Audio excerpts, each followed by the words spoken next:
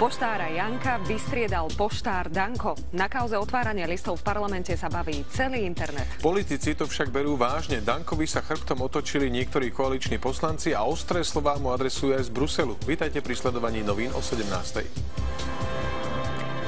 Kauza čítania korešpondencie poslancov rozdelila koalíciu. Maďarič a Žitňanská kritizovali kontroly Dankovej SNS. Vodiči aut na železničných priecestiach riskujú na Kysuciach a pri Komárne po zrážkach s vlakmi odstavili premávku.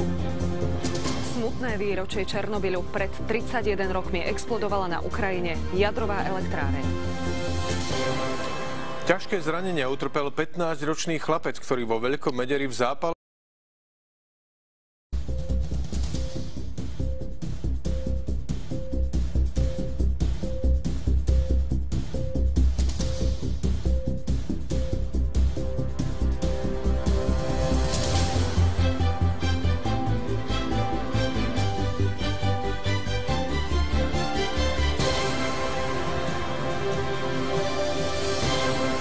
Dobrý deň, tešíme, že ste si na poludnie vybrali práve naše spravodajstvo. Začínajú sa noviny o 12:00. Dnes aj o tomto.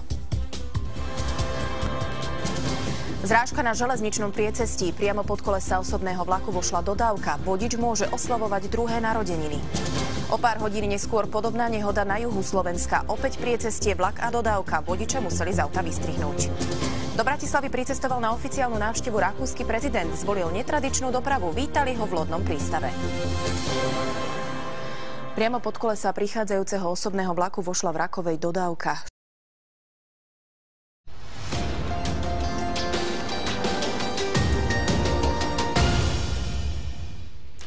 Goran Radović je u studiju i saopštit će nam najnovije informacije sporta. Pretpostavljam prvo je fudbal.